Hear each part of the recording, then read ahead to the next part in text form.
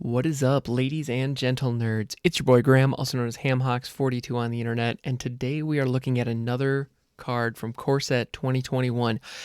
And this episode is brought to you by Muscle Memory, because I cannot tell you how many times I had to restart this recording because I said that we were looking at a random magic card. And we're not looking at a random magic card today. This is a very intentional magic card.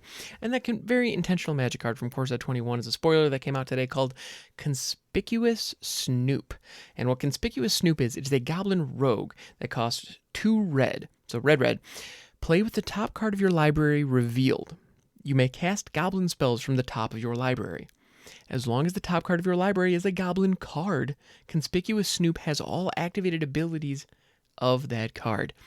This is awesome, and I like this a lot because tribal synergies are one of those little flavorful pieces that we see in Magic that newer players really lock onto because it's a lot of fun. And older players like myself can't help but remember the fun goblin decks or the fun elf decks that we played back in the day, and being able to pull those out in a way that can be viable in a competitive format is really special and really fun. And I believe that Conspicuous Snoop can actually bring goblins back up as a tribal deck. And when I say a goblins, I'm not referring to a red rush deck that is designed to deal a lot of damage quickly that happens to have a couple of goblins in it. No, I'm talking about a deck that is specifically designed where all of the creatures are goblins. And with Conspicuous Snoop, to really get the best value out of this card, you have very few lands and a lot of really low cost goblins. If anybody played with the card Experimental Frenzy last year, or because it came out in Ravnica, I believe it was the most recent Ravnica block. I'm fairly certain it was the first in that set. So it was the Ravnica City of Guilds, because Guilds of Ravnica was the original. Yeah, there's no way those are confusing, but anyway, that's a different story for another podcast. But Experimental Frenzy, the way that worked, it was an enchantment for 4, and you could play cards off the top of your library. But there was some other thing where you couldn't play cards out of your hand, I think was how it worked. So you could only play the cards on the top of your library. And there are other examples of this where you're able to access the top card of your library. Another one that comes to mind is Bolas's Citadel. That's another fine example. In that particular case, you're spending life instead of mana in order to cast a spell. So it functions totally differently, but the effect is the same, and there is one play pattern there's one event that can occur if you are playing off the top of your library that is only relevant if you're playing off the top of your library, and that is land density. That is the hitting a land off the top that you cannot play because you've already hit your land drop in a turn. That's something that only happens when you're playing off the top of your library, but if you have ever really ripped on an Experimental Frenzy or a Bolas's Citadel, you know exactly what I'm talking about, where you're looking at the top card and you're grabbing it, you're casting it, you're grabbing it, you're casting it, and then all of a sudden you turn it around and now you have a second mountain and you've already hit your land drop, so it just stops dead in its tracks and there's nothing you can do. Well, Conspicuous Snoop, you're going to hit that moment with this card, and that's going to stink. However, the types of decks that are going to be leveraging Conspicuous Snoop are pretty awesome because you're looking at goblin decks. A lot of goblins are really cheap anyway. So if you are specifically looking at 1 and 2 drop goblins as your primary, like as the majority of the deck, you're going to be able to just churn and burn off the top to make sure that you just get an obscene number of goblins in play. And the cool part is they're goblin cards. You have an opportunity to get a ton of goblin cards on the battlefield, not tokens. I think that's especially cool. The potential here is really great. Now, hitting the land off the top is a real issue. It's a real issue. So that's something that you're going to have to contend with. However, there are some ways around this, and I've noticed, so I did a little bit of digging after pulling this up, because to date, there aren't a ton of great goblins in Standard. There are a handful. There's Goblin Banneret, there's the Legion War Boss, there's Krenko, so all are fine options and can definitely fit into this Goblin Blitz deck, and I'm sure it definitely have a place. However, there are a couple that are legal in Historic that I think are really worth pointing out. First one I want to take a look at is Dark Dweller Oracle.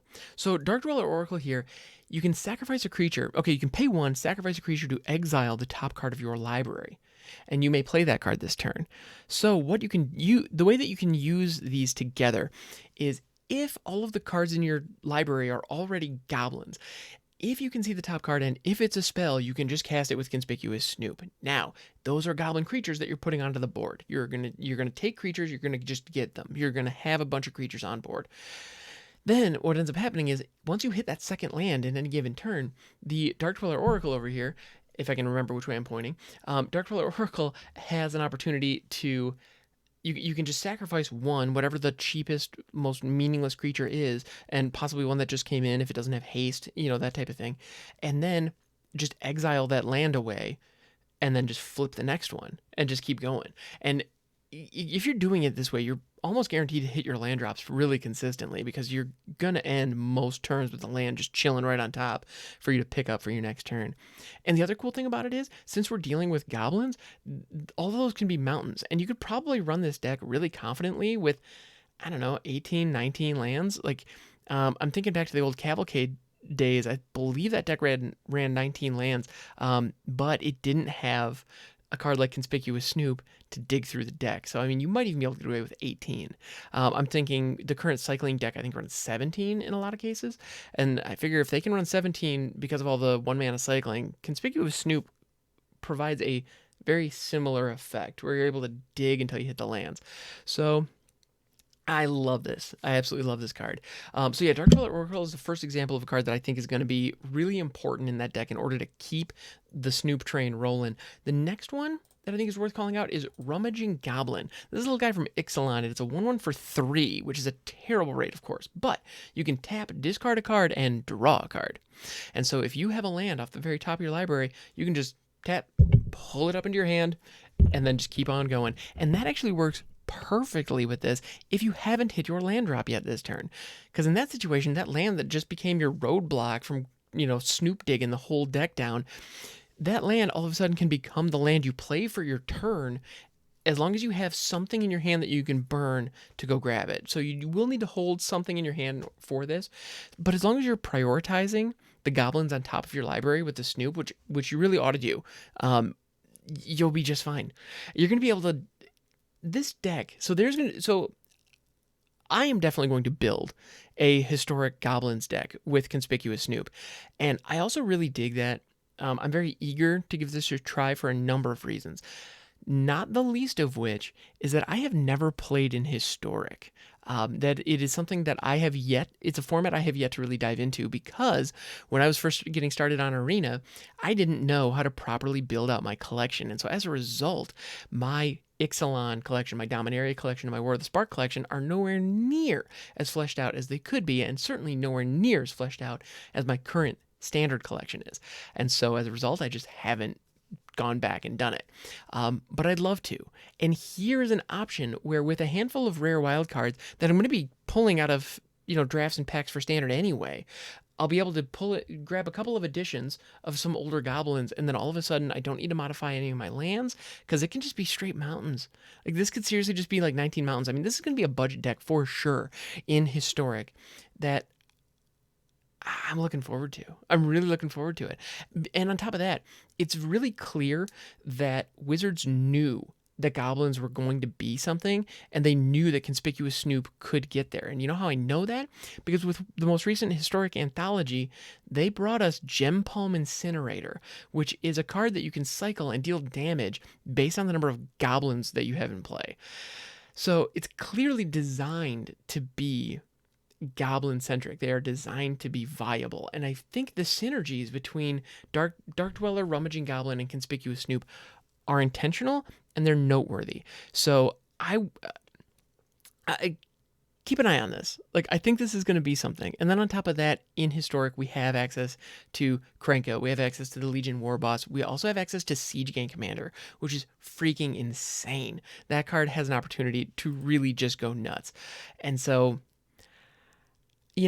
I don't know what it's going to look like when it's finally tuned up, but I do believe that Conspicuous Snoop opens up a whole new deck archetype in historic that is going to be viable, and it's going to be very possible. And the reason that this excites me so much is because the biggest issue with the traditional goblin deck, the biggest issue with just old school mono red goblins, is when all of your creatures cost 1 or 2, you end up emptying your hand very, very quickly. and the cards you're drawing off the top of your library are going to be really small. So you need some way to refill your hand and keep things moving. And Conspicuous Snoop does that in a really cool way. Yeah, it gives you access to the spells you need to play.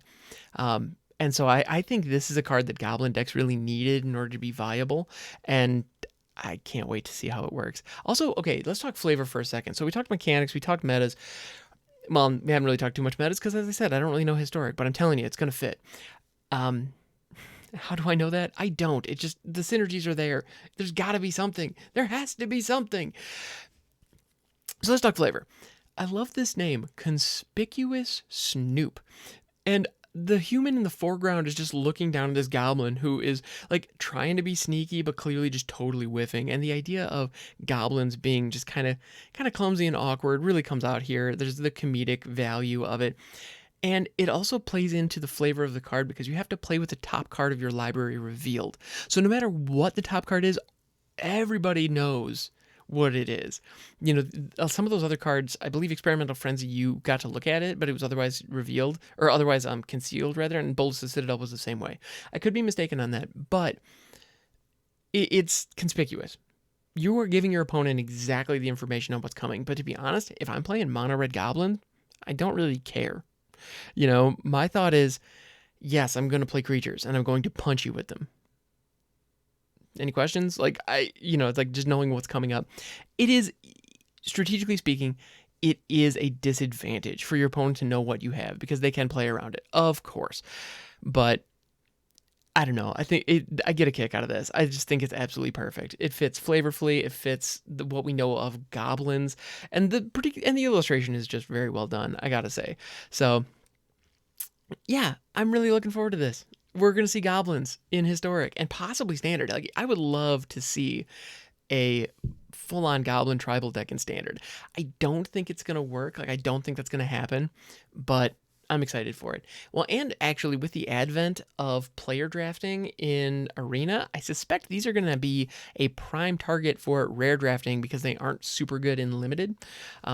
I could be wrong, but I have a feeling you're going to see this still available, pack 4 and 5 quite often in human drafts. So that's nice. Yeah, I really enjoy build rounds that aren't good in Limited for that reason. Anyway, so this has been Conspicuous Snoop, another spoiler from Core Set 21, which is going to be coming out in a couple weeks, and I'm super jazzed. I hope you are too. And yeah, thank you so much for hanging out. If you want to see this deck in action once we have access to the cards and I get a chance to build it, you will be able to see that over at twitch.tv/hamhawks42. I stream over there almost every day. And yeah, looking forward to it. So have a wonderful day. Stay safe out there. Be good to each other. And I will catch you next time.